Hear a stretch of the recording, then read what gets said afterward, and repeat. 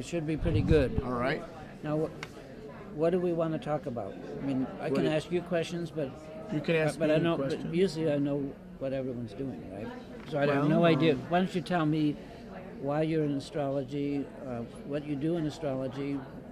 You do astrology, right? Yeah, I've been doing astrology since 1987. Let's start by having your birth information in case we have to make a chart of you. Okay, so my birth information is March 24th, 1965, 10:53 a.m. in Far Rockaway, New York. Wow.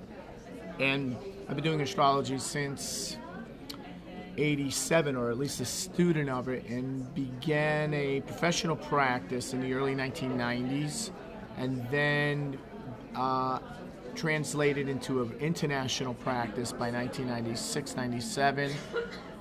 And along that time, I was I had a career as well in classical music and software engineering, which I got a degree in as well, and started working with Astrological Institute of Research back in the mid-90s, and had my own private practice both in Tokyo and in New York from 1996 through 2013. Good. Now, this is going to be not just an interview, but a discussion. Sure. But I tell everyone else, I just don't know you before, I would have told you. But classical music, I know a lot of classical music. Tell me more about what you did in classical music. Yeah, so I majored in music. I went to Temple University in Philadelphia, and I studied with the principal clarinetist of the Philadelphia Orchestra, and I was very active in the classical music world, playing with various different orchestras and playing in New York, Germany, and Japan. Clarinet? Clarinet. Okay, cool. That's powerful. What kind of classical music do you like? I'm just curious. I am a big. I like everything up to Bernstein. I have my preference and range in terms of playing, especially I love the big orchestra music, but also like a lot of the music of Schubert in the more like the Schubert's, like quintet, chamber setting.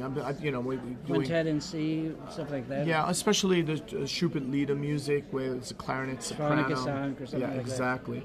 That. You and I share that. Yeah, so I have still a big passion for it. What about ragtime and any jazz? You ever play jazz? No. I never got to the jazz level from that. I had to occasionally. When I was performing on Broadway, I would have to play certain jazz licks, right? But it wasn't what we would call proper jazz, right? Yeah, you probably don't know, but I founded the largest music database in the world, which is called All Music Guide, allmusic.com. Right. And it's I had 150 employees and 500 freelance writers. So I know, but that wasn't. I studied classical music not as a performer, but especially Bach and Mozart and everyone. But, right. But the masters. And I had all the Bach cantatas, which are like 200 and something. But I loved his contrapuntal stuff, Art of the Fugue, Musical Offering, trio sonatas and stuff like that. Anyway, we don't have to talk about that. I just bond with you a little bit on that. Yeah, appreciate that. So tell me what it is that you do astrologically that is interesting to you and that other people value you for. Well, my astrology has evolved quite a bit from the early days when I studied with a Jungian psychological astrologer who worked with Liz Green back in the 80s and early 90s when that was a big thing. And what was his name? Robert Cook, Cold Spring Harbor, Long Island. Uh-huh. And I got quite a bit of training with him, and then I started working with Alfie Lavoie, getting training in Horary and electional. Wow. And then later on with the development of black box technology using projected forecast with transits and various other means of techniques in forecasting. That's cool. And then also going very deep into the research part of it, the astrological research module that first came out. And then while I was learning that, I was getting a degree in computer science and writing coding. What kind of coding?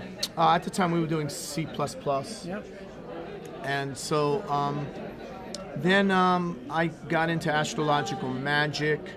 And then I took what is that? astrological magic. I started working with Christopher Warnock. I took a course with him, and then it's astrological talismanic magic, and the source material was Cornelius Agrippa and Picatrix. What do you end up doing with them? Well, you create talismans using very precise electional criteria and images that that are associated with those particular elections. To constellate a planetary energy or a particular outcome from a particular election, with using very specific rituals, very specific imagery, very specific talismanic images, very specific materials that would galvanize and game change a particular outcome or an issue one was struggling with. But basically, from the standpoint of how I've come to understand it, is to accelerate and intensify the process of individuation, and self-actualization. So that really I was very immersed in that for a number of years and still am. And actually was responsible for getting Picatrix translated into Japanese and have a very big presence in Japan doing astrological magic for the Japanese people. Then later on, I got into financial astrology, investing. I lived in the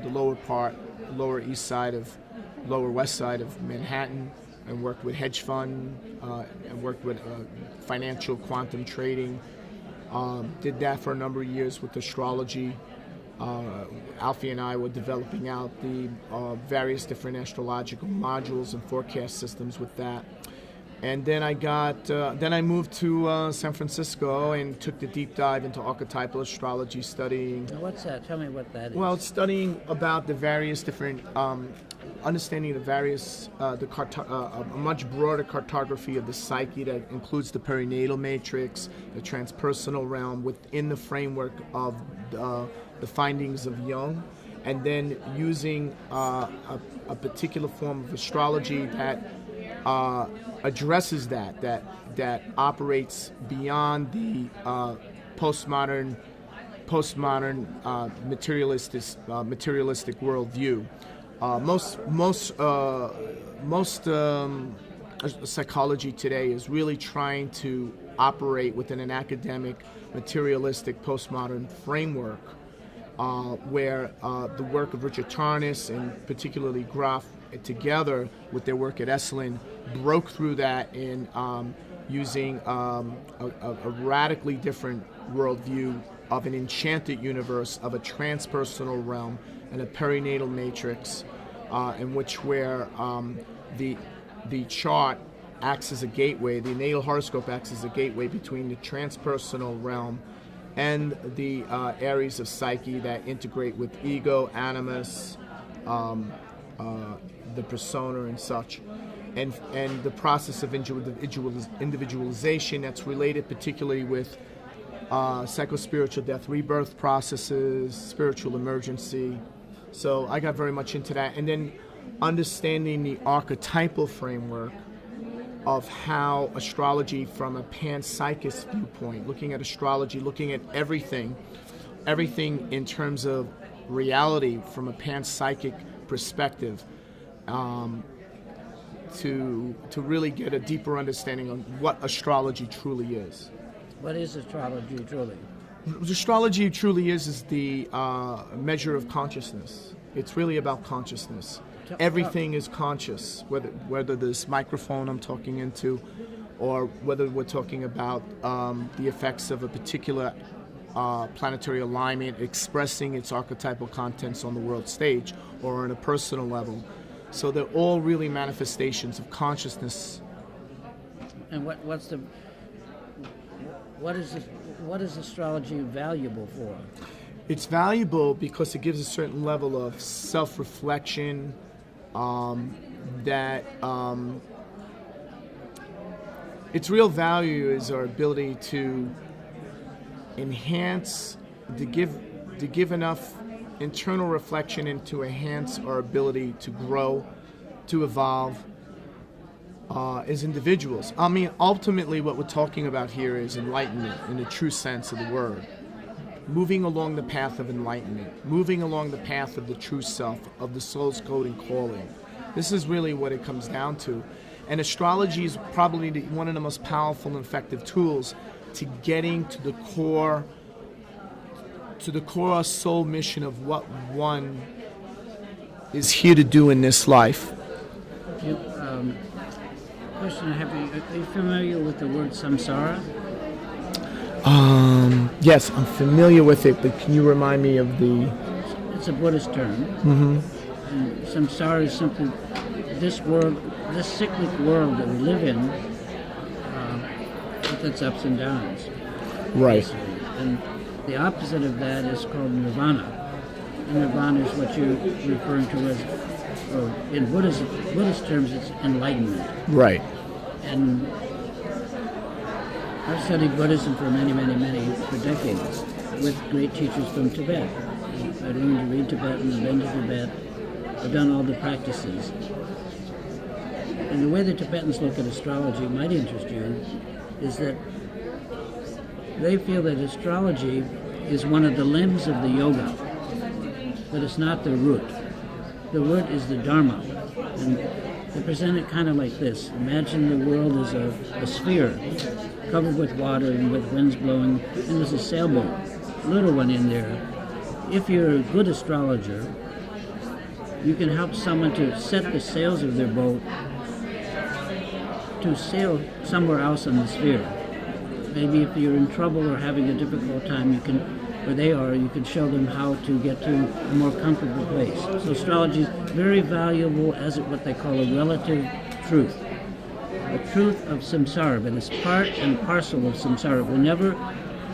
Astrology cannot lead you to realization or enlightenment, so that I disagree with you with. The Dharma can take you to the center of the sphere, where you can see everything on the periphery. That's what they call realization, or realization is the stepstone to enlightenment. It's the beginning of a path toward enlightenment. You kind of mentioned it a little bit like that, but there's, according to them anyway, according to me, I've been doing astrology for 58 years, it's not, astrology is so useful as I described it, but there's an element of, in astrology that's a little less positive, that's simply that it's like rearranging the deck chairs on the Titanic. We can make ourselves more comfortable in this life with astrology, but we're not going to ever leave this life. It's not a path to realization. It's not Dharma. The Dharma is a path to realizing the nature of samsara, so that nirvana, which is also called enlightenment, nirvana is the realization. That means not an experience, but a realization fully of the nature of samsara, the nature of what we're in it. Buddhism doesn't offer you a heaven or a static place at the end of something.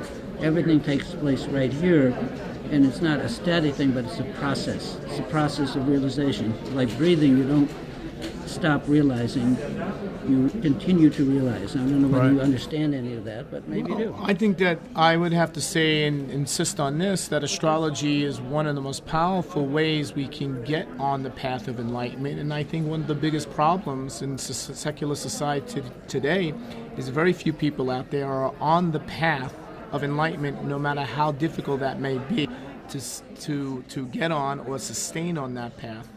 I believe astrology is a phenomenally powerful tool to get us along that journey, But enlightenment doesn't imply happiness or a life of wealth and pleasure and all those things. It doesn't imply the trappings of success or that many people believe, or it reduces our struggle in any. Most people, I feel, who are on the real path of enlightenment deal with even more struggle because of the greater awareness going on. like this civilization we're in, the civilization is in the path of tremendous transition right now. So it's going through its own psychospiritual rebirth, death, rebirth. We're more into the death decay process before the transformation. We're seeing that now. It's a very difficult time. Many people are having their own breakdowns as a process, but this is also part and parcel of what enlightenment's about, from my perspective. And you're familiar with just the normal geocentric astrology? I mean, you've studied all the techniques. Have you ever looked at your helio chart? I looked at the helio chart, yes. And I've used the helio approach very much with financial movements, yes. Let's look at your helio chart right now. Okay. Is that all right with you? I'm Sure. not here just to interview you. I'm here to talk with you. Okay. I mean, because if you just, I mean, I'll take what your interview and present you. Okay. I see how you like to present yourself, and it's way, way too technical, and you're really losing most of your audience. And Really? if you want to do that, it's fine. It's not like I follow your train of thought. I'm not arguing with you. Okay. Right? It's fine. It shows you a very clear thinker. I like that. And I'm a pretty clear thinker, but I've also learned that if I want to be understood, if I want to communicate, I'm going to have to not dumb it down, but make all words depend on how much sense they make. They don't make sense to someone, Right. and sense is always a physical experience. Right. All words are, I'm a systems programmer, so words are pointers. Words are nothing in themselves except they point, and they depend upon how much sense they make. Right. If they don't make any sense, we call it nonsense. Right. But sense has to be a physical experience, right? Sense, yeah. It implies so that. all language points to having, it's like over there, go and be. Like Shakespeare said, to be or not to be. Whether you want to watch or whether you want to actually go into, immerse yourself in. And his sonnets say it really clearly. If you want to go into matter or into life and live and have an experience, then you would have the opportunity to realize what you're experiencing. Otherwise, your stuff is very, very cogent, but it's not feeling enough for Feeling most people. It doesn't give enough. It doesn't grab. It doesn't immerse the person in an experience enough for me. I'm not picking on it, but I'm saying that, and it's okay if that's how you want to do it. Well, do it'll it. be wonderful. I mean, But I think if you want to really reach regular people, or if you want them just to put you on the totem pole, not a problem. But if you want to really lead them to grasping what you're trying to say, you'd have to dumb it down. I can dumb it down. I think you probably can. You're smart. So let's look at your chart for a second, if you want to do it. Sure. You up for that? Good old Blue Star. Well, this is a new blue star. Yeah, I know. Yeah, it's not so old. I designed the program. And what's your last name again? Stickevers, S-T-I-C-K. Yeah, I got it. E-V is in Victor, E-R-S. And your birth date and year? March 24th, 1965. Oops. Sorry. Why is that not doing it? Anyway, I'll get there. Somehow it's not. The keyboard's not doing. I don't like laptops.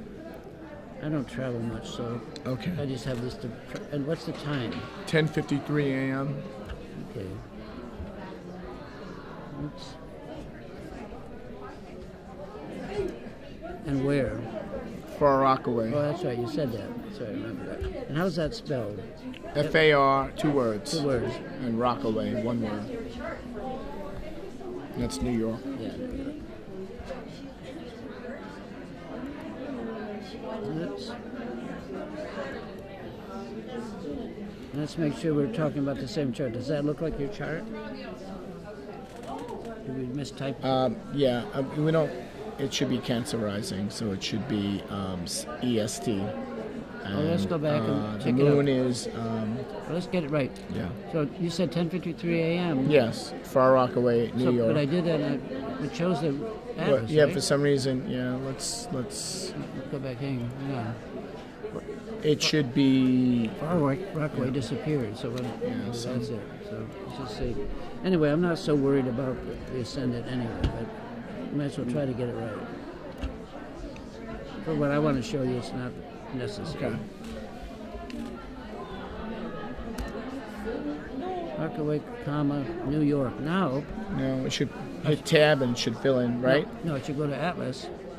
It's not there. And yeah, far. But it's not showing it. So it must not be- Yep, it's a very common. Mistake? No, That'd be- it's let's no, see if that's not that's it. Nope. Nothing in there. It looks like that. What's the nearest? No, Far Rockaway is in your database even back in the Blue Star days. What, I wonder, it's not. It's You can not, put in Queens. Okay, Queens. Put in Queens. Queens is a trick. That should be in there. Yeah, for sure. Oh. All right. There's Queens. Let's just see what happens. Okay. So Yep, that looks right. that's pretty good. Okay. All right. So I look at it this way. Yeah. But this is how the Earth saw the solar system when you were born, right? At some kind of an oblique angle, so that it's not necessarily what was going on actually. So we want to look at, and we look for. You can use all. It doesn't really matter about the signs, but Yeah, go ahead. yeah. See, we get a completely different picture here. What type of chart are we looking at here? Heliocentric. Heliocentric. Okay. So that this is a chart traditionally of the circumstances you're in, but basically we call it the karma chart, or it's a chart of your persona. And yeah, there's some balance here, but the spaces are a little bit balanced. I just wanted to see but this to me, and I've done this for many years and looked at tens of thousands of charts. And I had financial conferences and all the greatest, Arch and all those people. Right. Right. So I know, but most of those have never made any money. So Yeah. because I had to pay for their way to even come to the conference. Right. So what does that tell me? It tells me that they shouldn't be advising other people how to make money Yeah. if they can't make money Absolutely. themselves. So I mean, these are the same guys who said Bitcoin would be zero this time last year, but now it's worth nearly $10,000. Bitcoins and blockchain are the future, but it's had a rough time. Oh, sure. Trying to get there. And a lot of It's only people been lost it. 9-10 years since its I know. inception. It Right? certainly is a beautiful, but how stupid would it be if it's only going to be successful when the banks get a hold of it, right? Is it gonna But be like that? there's no way for them to have 51% ownership of and control of the distributed I know. ledger system. But as you must know probably better, I'm not following it lately, but Right. it was. People lost a lot of money because it collapsed. You can update me too. How is it doing now? Is blockchain starting to? Well, you got to look at it from this time last year. It was what, $1,000. Then it went to 19. Now it's down to $8,000. It's hitting around $8,000. It's been hovering around 10,000 since more or less since January, going up and down from there. So if you look at if someone made an investment a year ago at this time, they made more money than they would have ever made in any market, including any hedge fund manager on Wall Street. So I think the fact that a majority of these world-class, so-called world-class financial astrologers that you had to pay their way completely missed the mark on Bitcoin tells me you're right. They shouldn't be advising anyone. Well, this was quite a few years ago. Right. You know, Norm Winsky and Arch and Bill Meridian. Yeah, Norm Winsky keeps telling me Bitcoin will never hit 1,000 last year, and now he's telling me it's going to go to 0. Hang on one second. Yeah, I'm going to be doing this for a while. All right, just remember, I stopped by work. Okay. So, All right. Thanks. remember me? Yes. Good. Good seeing you, Michael. Okay. Thank Okay. you. Sorry, did my... No, that's okay. I'm mainly here to do this, but I find it be useful to people. Okay, in other capacities. Kind of. Okay. So, I mean, I'm not selling anything here. I just came to do this because I'd like to know what people like yourself are doing. Right. And you're young and really bright, and that's not unusual, but it's pretty unusual. But But let's look here. Okay, sure. I'd like to hear what you think.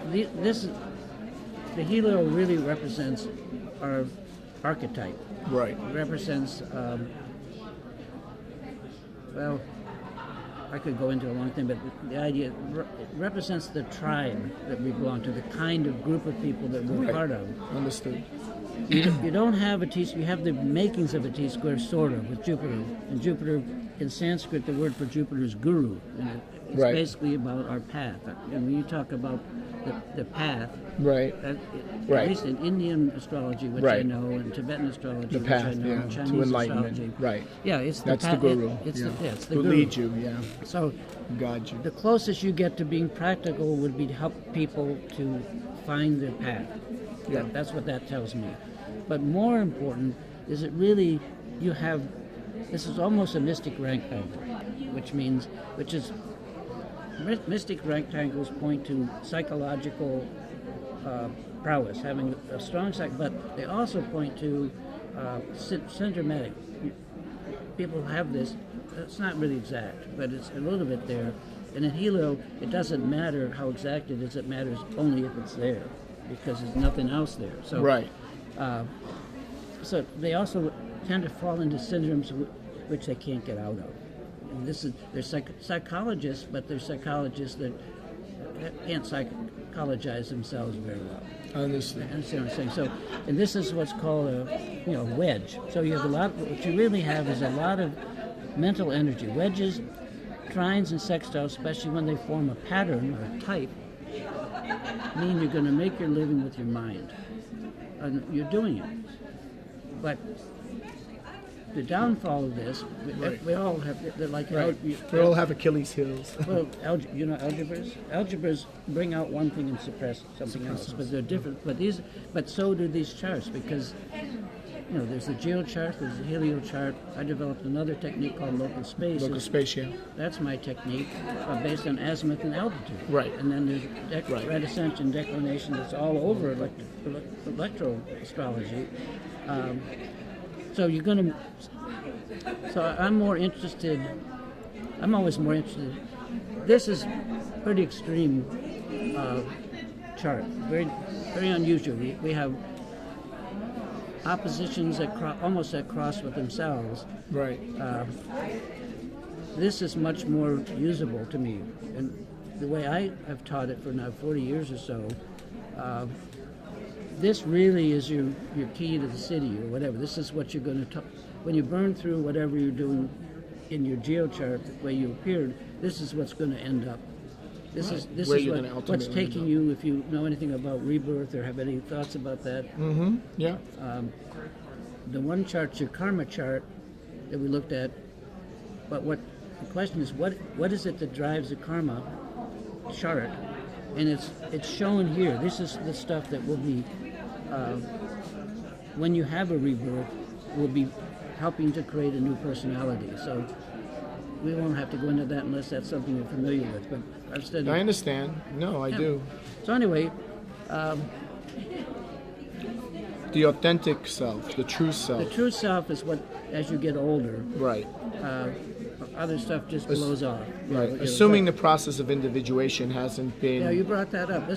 We should talk a little bit about individuation and what you mean. Because So what I mean by that is that the aspects of self that are operating unconsciously, whether we're in the personal unconscious or operating in the transpersonal realm, which Jungian Transpersonal implies. meaning- Transpersonal meaning the outer planets? Or no, that go deeper beyond the personal consciousness. So there's several levels of you have the personal conscious. You have the right where a lot of But how are you expressing it astrologically?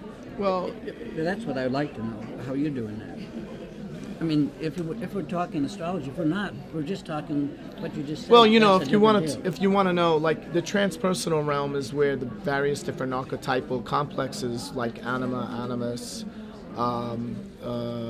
would be operating along with the self in the transpersonal realm that begin to move up, all right, and manifest. That begin to manifest into psyche, into the personal, into the ego, all right, which is the process of individuation. That's ultimately how I see it. Well, let's slow down a second. Describe to me what you mean by the process of individuation. Where the unconscious, all right, the Stuff unconscious coming up.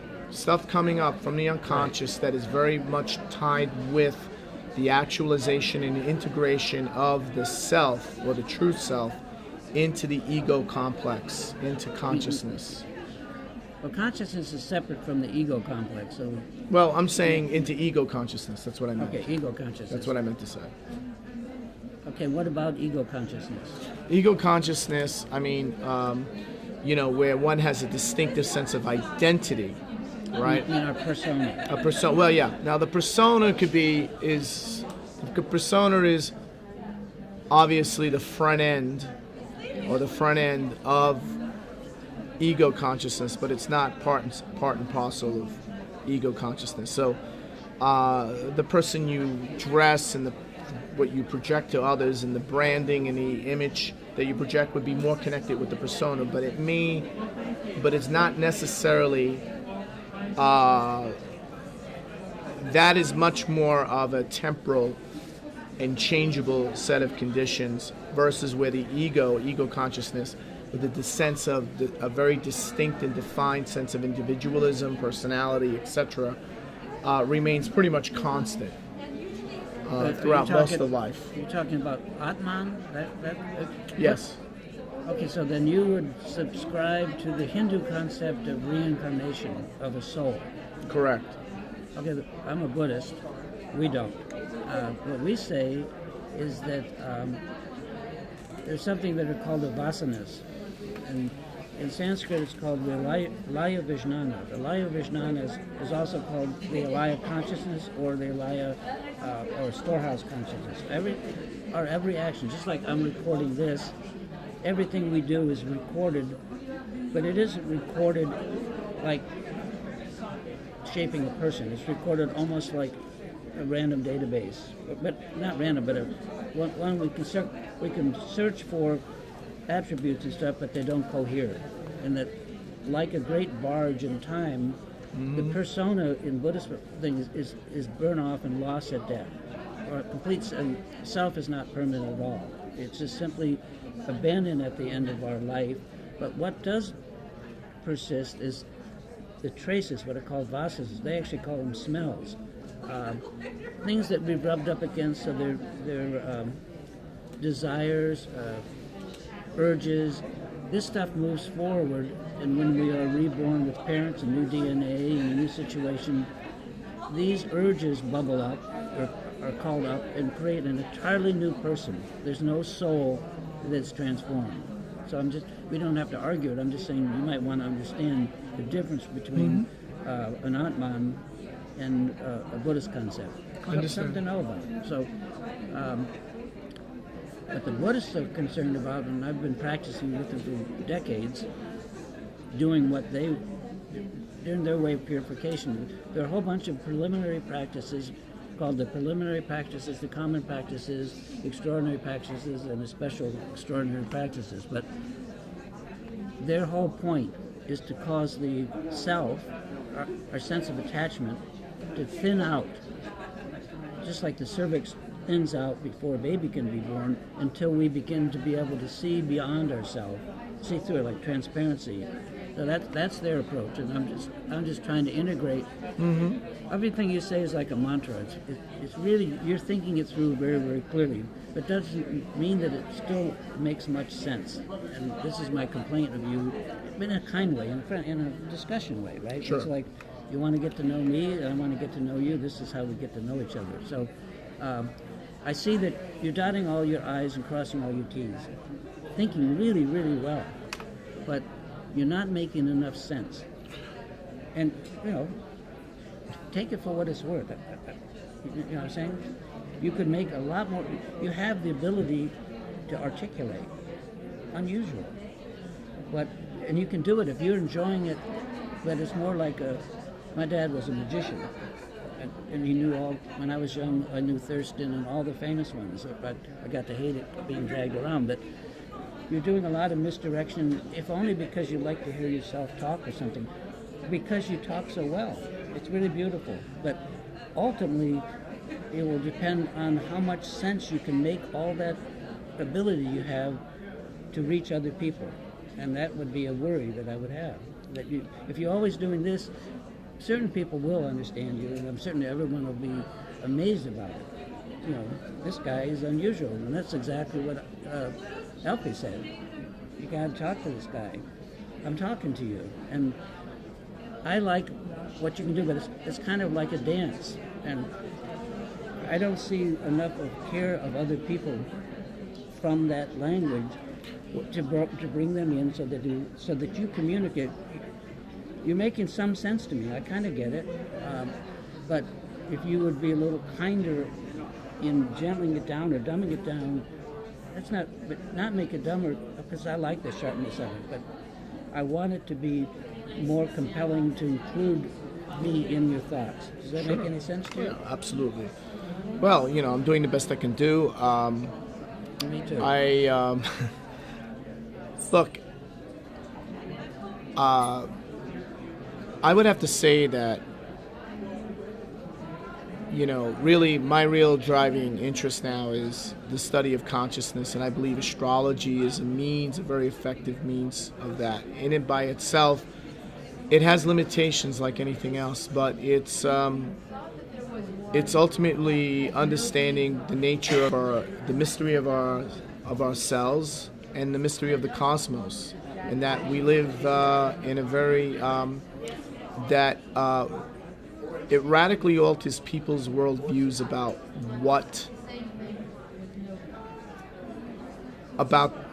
our place in the universe, the cosmos, in a way that challenges the current existing paradigm of, right? And astrology can account for all ranges of experience that goes beyond the current paradigm of physics and science and materialistic but it's limited to samsara. It's a dualistic. But I have to disagree with you. I don't think you're right. Okay. I'm a panpsychist and that's not a term I just accept. It's something I've come to my own conclusions.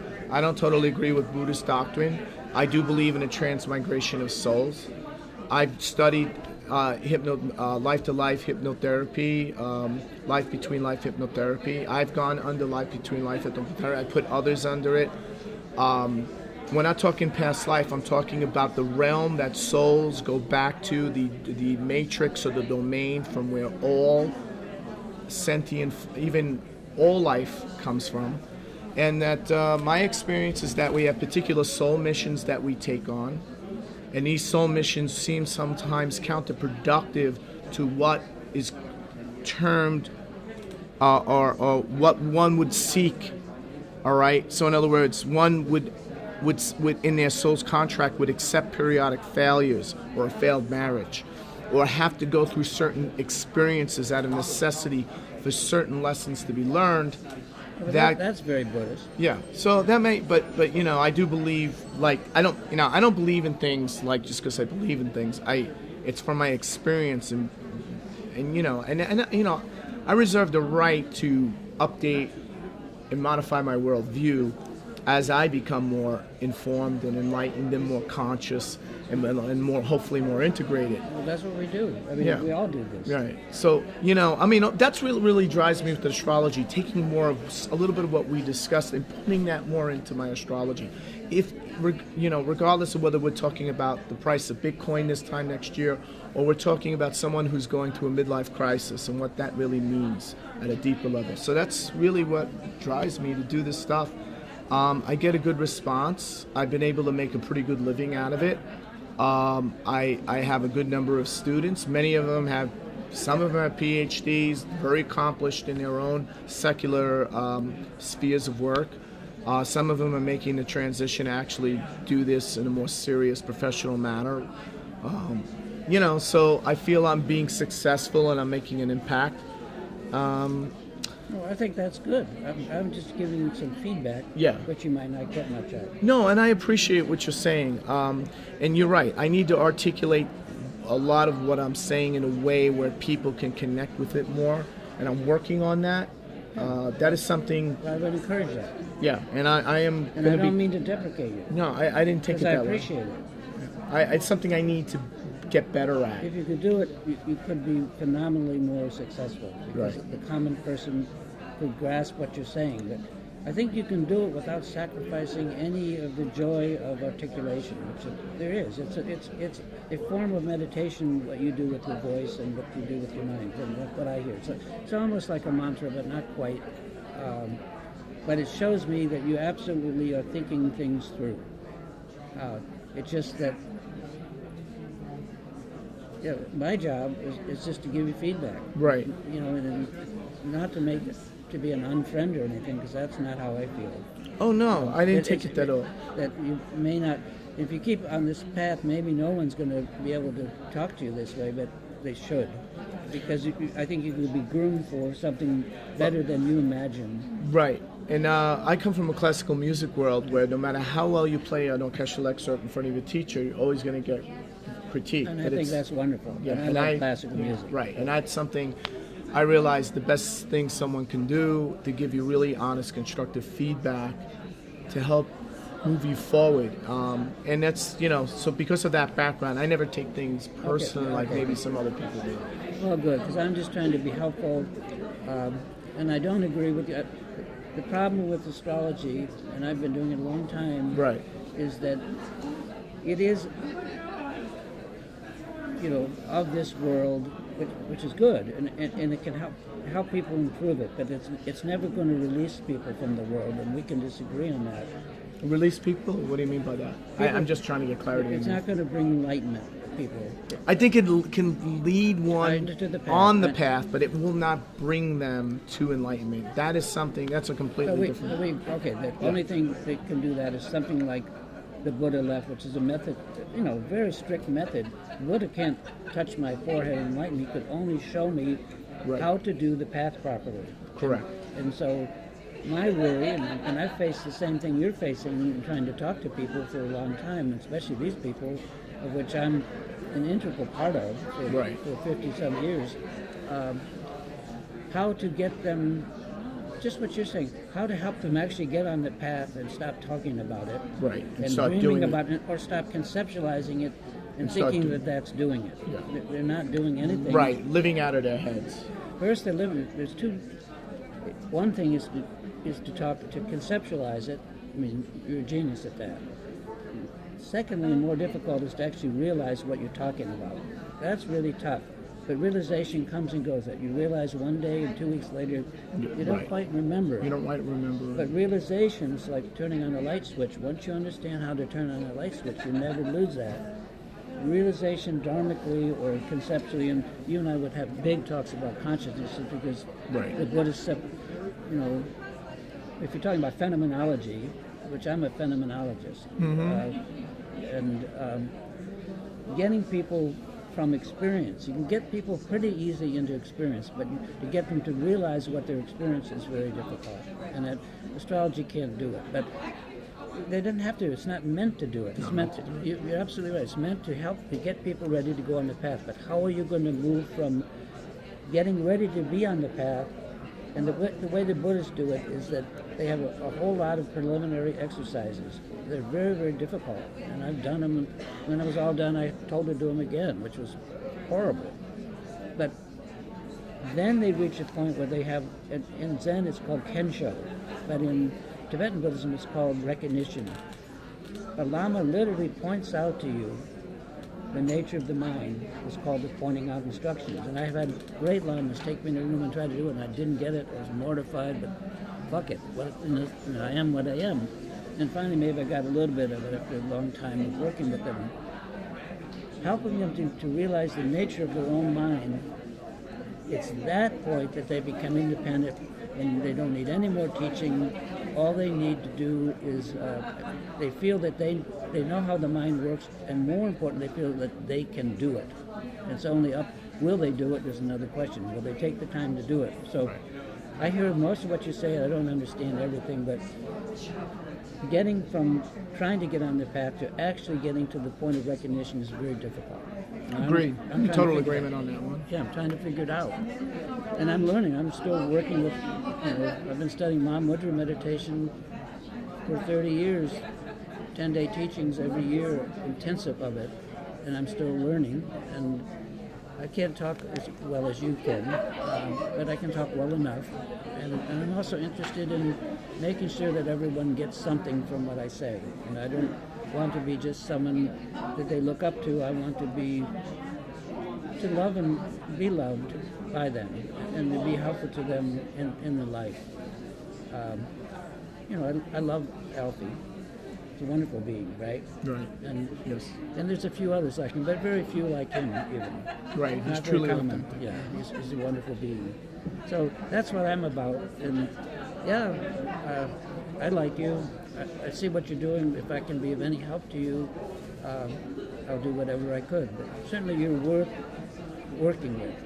Or giving you feedback once in a while. Just get you down to earth, right? If you can just be more and more practical, Right. so that the regular people, I had a whole room full of people, and 50 people couldn't even get in, but I was communicating to them stuff that they needed to hear, so that they were crying and doing all kinds of stuff. Right. You're not at that point. Talking to me anyway, I'm not crying. I cry. I don't cry easily, but I'm saying you could really improve what you do by being able to bring them along with you, so that they didn't have to put you on a pedestal, which is what will happen. Understood. You'll be respected, but you won't be loved as much as you should be. And I think that love is really important. And your chart shows me that. Are you married? Yes. Okay, well, you need a partner. This kind of chart is absent the T-cross. We have a rough one kind of trying to form, but you need someone to pull you down to earth.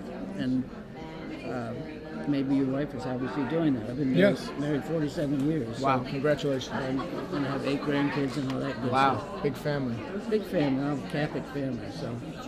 But I'm not Catholic anymore. Not Catholic anymore. Nuts. That was crazy.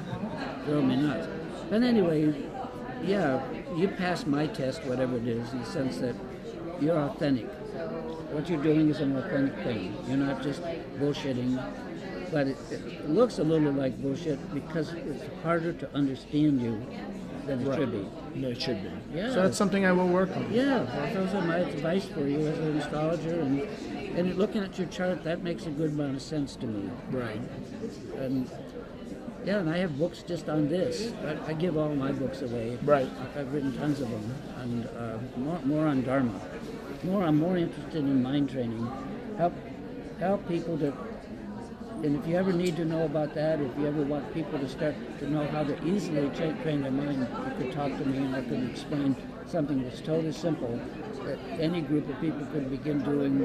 It takes no energy on their part, and it takes no setting some special aside to go and meditate or sit in the corner. Yeah. You need to be able to do meditation, and to benefit from Dharma, you have to do it all day long. If you don't do that, it's like going to church on Sunday. You're not going to go to heaven. You're not going to amount to much. Right. But if you ever want to know anything, you can always contact me, and I'll tell you stuff that then you could share with others, since you're going to be out with people. I'm not. I came to this, but I don't come out. And I'm busy. I write an essay each day on Facebook. And Wow. I don't spend any time on Facebook. I write a very articulate, and you can see them, very articulate essay, sometimes on astrology, but mostly on Dharma. So, anyway, any questions? Or? No, I want to thank you for this opportunity. I appreciate your feedback and your perspective, and I respect for the work you have done in astrology, the work you've done in, I guess, personal development, Buddhism, your contributions, and bringing that into the world through the vehicle of astrology. And I certainly, the contributions you've made in terms of Matrix software, Blue Star, made a big impact on my life during a very early on. Some of my best work is walking around. Right? That's the best work that I've done, maybe. Is trying to help people. I love your idea of trying to get people on the path. That's exactly what I'm trying to do. Right. And anything I can do to help that, or anything you can do that I can learn from you, I would be happy to do it, because it's really tricky. It's very hard. Tricky. Very hard. And even if you have reached where you have in your mind, and I can see that, it's not easy for someone else to do that. And part of your job, if you're going to really make money and stuff, is you're going to have to help them do that. There has to be, it's not enough, if you help them make money and stuff, okay, if you can do that, fine. But that doesn't mean so much to me. How much money someone has, or